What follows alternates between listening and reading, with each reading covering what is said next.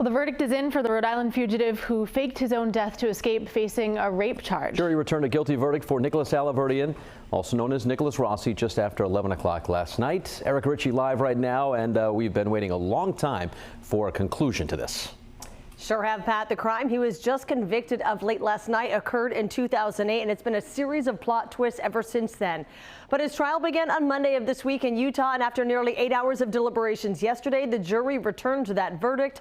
Here's the clerk reading it in the courtroom. In the state of Utah versus Nicholas Edward Rossi, case number 221-906-768, we, the jurors in the above case, unanimously find the defendant as follows. To count 1, rape, guilty. And as you can see, no emotions at all expressed by Alahverdian as that verdict is read aloud. It came following 3 days of testimony from about a dozen witnesses, and it only took the jury less than 8 hours to weigh all of it and reach that unanimous guilty verdict.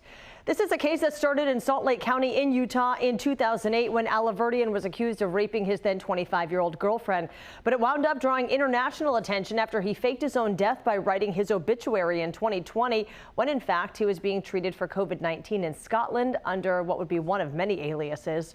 For years, he fought extradition back to the U.S., but he returned to our country last year, and now his long-awaited trial is complete and in the books. With that verdict coming down last night, Alahverdian now scheduled for sentencing October 20th. The judge said yesterday he will remain held pending that sentencing. Now, coming up next half hour, we'll be taking an in-depth look at how Nicholas Alahverdian went from being a political activist right here in Rhode Island to a fugitive who is now a convicted rapist. I'll have that part of the story at 7:30. For now, live in studio, I'm Erica Ritchie, 12 News.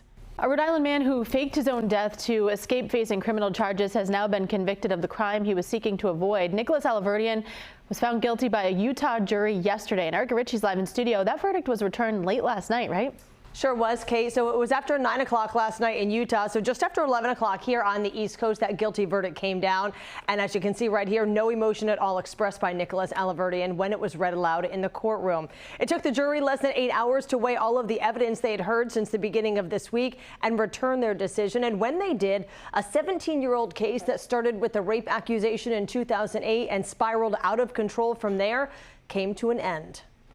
Nicholas Alahverdian, shown here in a 12 News interview from 2012, was once a political activist in Rhode Island, claiming he was abused by the state child welfare system.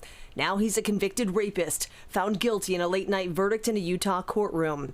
But his case gained international attention after he allegedly faked his own death to avoid prosecution in Utah. An online obituary claimed he had died from cancer on February 29, 2020. That was the day before the first COVID case was announced in Rhode Island. And officials say it was COVID that blew Alahverdian's cover. He was hospitalized in Scotland under the name Arthur Knight while being treated. Fingerprints and tattoos matched those of Nicholas Rossi, one of Alahverdian's other aliases.